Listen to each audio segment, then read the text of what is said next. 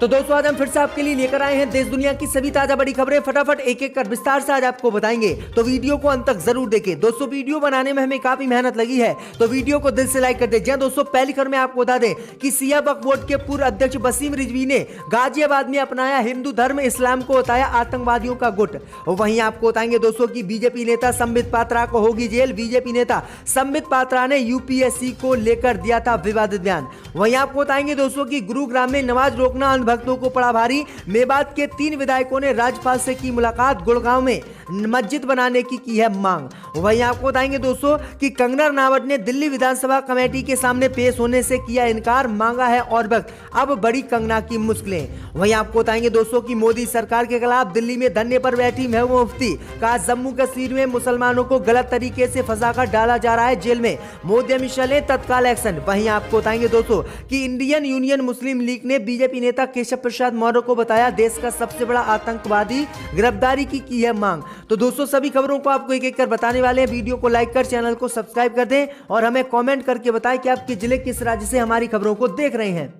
इसी बीच बढ़ते दोस्तों अगली खबर की ओर, तो सिया वक्फ बोर्ड के चेयरमैन वसीम रिजवी ने अपनाया गाजियाबाद में हिंदू धर्म, इस्लाम धर्म को बताया आतंकी गुट। जी दोस्तों आपको बता दें यह बड़ी खबर सामने निकल कर आई दोस्तों की यूपी सिया वक्फ बोर्ड के पूर्व अध्यक्ष वसीम रिजवी ने बाबरी मस्जिद विध्वंस की बरसी पर हिंदू धर्म अपना लिया है और इस्लाम धर्म को छोड़ दिया है। वसीम रिजवी ने गाजियाबाद के डासना मंदिर में हिंदू धर्म अपनाया है। रिजवी ने हिंदू धर्म ग्रहण करने के बाद इस्लाम को आतंकी गुट बताया है। दरअसल आपको बता दें कि वसीम रिजवी को डासना मंदिर के पुजारी यति नरसिम्हानंद गिरी महाराज ने हिंदू बनाया है। वहीं आपको बता दें कि रिजवी लगातार अपने बयानों से सुर्खियों में रहते थे। पिछले दिनों उन्होंने अपनी वसीयत भी जारी की थी। वहीं आपको बता दें कि हिंदू धर्म ग्रहण करने के बाद वसीम रिजवी ने इस्लाम धर्म को लेकर विवादित बयान दिया है। रिजवी ने मीडिया से बातचीत करते हुए इस्लाम को एक आतंकी गुट बताया है और कहा कि ये कोई धर्म नहीं है बल्कि आतंकी गुट है। उन्होंने हिंदू धर्म को सबसे पुराना धर्म बताया और कहा कि इसीलिए मैं इसमें आया हूं। उन्होंने आरोप लगाए हैं कि मेरे ऊपर लगातार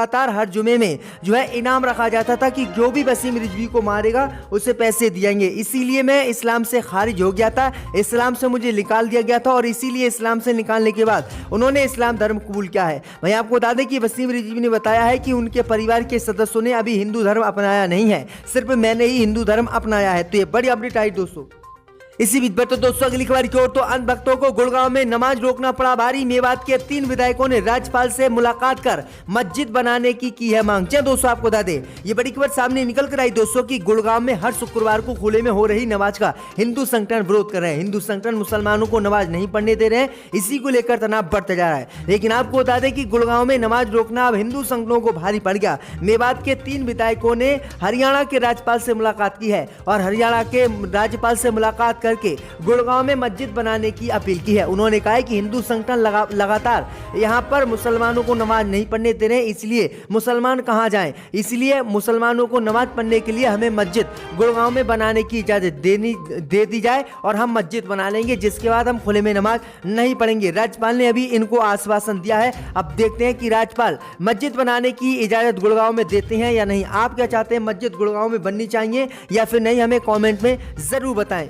इसी बीच बढ़ते दोस्तों अगली खबर की ओर, तो बीजेपी नेता संबित पात्रा को हो सकती है जेल। यूपीएससी को लेकर दिया था गलत बयान। जी दोस्तों आपको बता दें ये बड़ी खबर सामने निकल कर आई दोस्तों की अक्सर टीवी चैनल पर डिबेट में आने वाले बीजेपी प्रवक्ता संबित पात्रा की मुश्किलें एक बार फिर से बढ़ गई हैं और संबित पात्रा को जेल कभी भी हो सकती है। दरअसल आपको बता दें कि बीजेपी नेता ने एक न्यूज पर अपनी योग्यता को लेकर कुछ ऐसा बयान दिया है जिसके बाद उनकी मुश्किलें बढ़ती नजर आ रही हैं। दरअसल आपको बता दें कि बीजेपी के राष्ट्रीय प्रवक्ता संबित पात्रा ने न्यूज चैनल आज तक के प्रोग्राम एजेंडा आज तक में अपनी योग्यता बताते हुए टीवी पर कहा था कि उन्होंने एमबीबीएस किया है, वो एमएस कर चुके हैं, यहां तक कि लंदन से उन्होंने एमआरसीएस भी किया है। संबित पात्रा ने आगे बताया है कि साल 2000 में संघ लोक सेवा आयोग यानी यूपीएससी की परीक्षा में उन्होंने 19वीं रैंक हासिल की। संबित पात्रा के इसी बयान के बाद अब सोशल मीडिया और देश की जनता ने उन्हें ट्रोल करना और उनकी पोल खोलना शुरू कर दिया है। दरअसल आपको बता दें कि संबित पात्रा ने जो यूपीएससी में 19वीं रैंक 2000 में हासिल करने का दावा किया था वो झूठ था। 2000 में 19वीं रैंक एक महिला ने हासिल की थी, जिसके बाद अब संबित पात्रा पर केस दर्ज हो सकता है और संबित पात्रा को जेल हो सकती है। तो ये बड़ी अपडेट आई दोस्तों कि संबित पात्रा की मुश्किलें एक बार फिर से बढ़ गई हैं। इसी बीच बढ़ते दोस्तों अगली खबर की ओर, तो मोदी सरकार के खिलाफ दिल्ली में धरने पर बैठी महबूबा मुफ्ती। मोदी सरकार की बड़ी मुश्किलें। जी दोस्तों, आपको बता दें कि जम्मू कश्मीर की पूर्व मुख्यमंत्री महबूबा मुफ्ती दिल्ली के जंतर मंतर पर मोदी अमित शाह के खिलाफ धरने पर बैठ गई हैं। उन्होंने धरना दिया है और मांग की है कि केंद्र शासित प्रदेश में लोगों को कथित रूप से दबाना और बेगुनाह नागरिकों की हत्या फौरन बंद की जाए। पीपल्स डेमोक्रेटिक पार्टी के अध्यक्ष ने कहा है कि उन्होंने राष्ट्रीय राजधानी दिल्ली में धरना देने का इसीलिए फैसला लिया है क्योंकि जम्मू कश्मीर में मोदी सरकार ने अनुच्छेद 370 और 35 से हटाकर वहां पर गुंडागर्दी की है और वहां पर आम नागरिकों की, बेगुनाह नागरिकों की हत्या की जा रही है क्योंकि वो मुसलमान है। महबूबा मुफ्ती ने कहा है कि मोदी अमित शाह तत्काल जम्मू कश्मीर में अनुच्छेद 370 को बहाल करें और पूर्ण राज का वहां पर दर्ज दें और जो मुसलमानों को गलत तरीके से गिरफ्तार कर जेल में डाला जा रहा है, उनकी हत्याएं की जा रही है, इसको बंद करें, नहीं तो हम पूरे देश में प्रदर्शन करेंगे। तो ये बड़ी बात महबूबा मुफ्ती ने आज किया, जिसके बाद मोदी सरकार के भी पांव उखड़ गए हैं। इसी बीच तो दोस्तों अगली खबर की ओर, तो 1 साल से अधिक समय से जारी किसान आंदोलन हो सकता है जल्दी खत्म, मोदी सरकार मान सकती है सभी बातें। जय दोस्तों, आपको बता दें कि 1 साल से अधिक समय से जारी किसान आंदोलन जल्दी खत्म हो सकता है। इसके लिए मृतक किसान परिजनों को मुआवजा को छोड़कर सभी बातें मोदी सरकार अब मान चुकी है। इस विवाद को सुलझाने के लिए गृह मंत्री अमित शाह ने खुद किसानों से बात की है। किसान संगठनों ने बताया है कि मोदी सरकार जल्दी हमारी सभी मांगों को मान सकती है। उन्होंने कहा है कि एमएसपी पर कमेटी बनाने की मोदी सरकार ने इजाजत दे दी है। वहीं किसानों को जो केस हैं वो भी सरकार वापस लेगी, लेकिन किसान जो शहीद किसान आंदोलन में हुए हैं उनको मुआवजा अभी मोदी सरकार देने के मूड में नहीं है, इसलिए हमारा आंदोलन जारी है। किसानों ने कहा कि अगर मोदी अमित शाह हमारी इतनी बातें मान लेते हैं, किसानों के केस वापस ले लेते हैं और एमएसपी पर कानूनी गारंटी दे सकते हैं तो हम आंदोलन को खत्म कर देंगे। तो ये बड़ी अपडेट आई दोस्तों कि अमित शाह अब कभी भी आंदोलन को खत्म करा सकते हैं और अमित शाह को ही आंदोलन खत्म कराने की जिम्मेदारी प्रधानमंत्री मोदी ने दी है।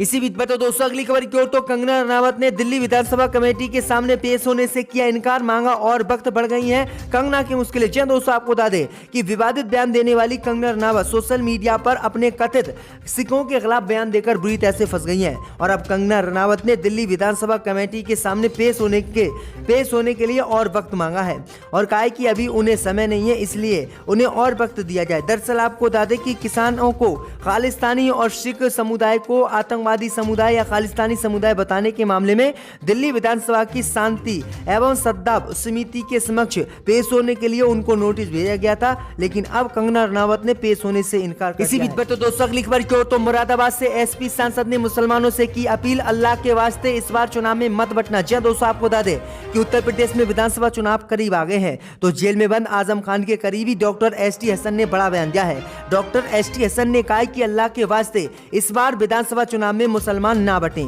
अगर बीजेपी दोबारा सत्ता में आ गई तो फिर कॉमन सिविल कोड लेकर आएगी, जिसके बाद मुसलमानों को कई विशेष अधिकारियों से वंचित होना पड़ेगा।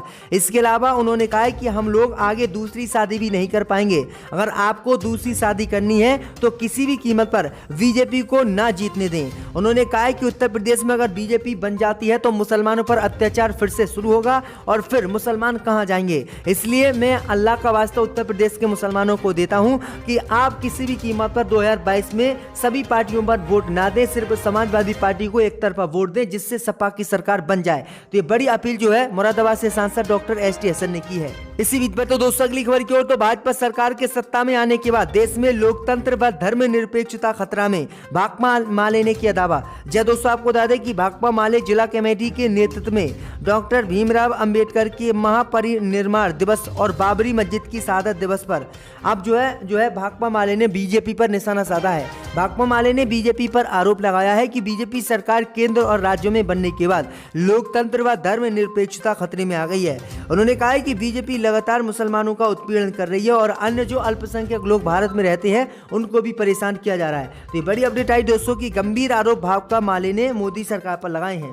इसी बीच पर तो दोस्तों अगली खबर की ओर तो इंडियन यूनियन मुस्लिम लीग ने केशव प्रसाद मौर्य को बताया सबसे बड़ा आतंकी गिरफ्तार करने की है मांग। जी दोस्तों, आपको बता दें कि इंडियन यूनियन मुस्लिम लीग के राष्ट्रीय सह सचिव कौसर हयात खान ने डिप्टी सीएम केशव प्रसाद मौर्य को सबसे बड़ा आतंकवादी करार दिया है। उन्होंने कहा है कि सरकार ऐसे लोगों को तत्काल गिरफ्तार करे। वहीं उन्होंने कहा है कि सरकार को केशव प्रसाद मौर्य को डिप्टी सीएम पद से निलंबित कर देना चाहिए। इसके साथ ही उन्होंने सुप्रीम कोर्ट के राम मंदिर के निर्माण के लिए दिए गए फैसले पर भी सवाल खड़े किए हैं। उन्होंने कहा है कि कोर्ट ने सिर्फ सांप्रदायिक लोग के पक्ष में निर्णय दे दिया।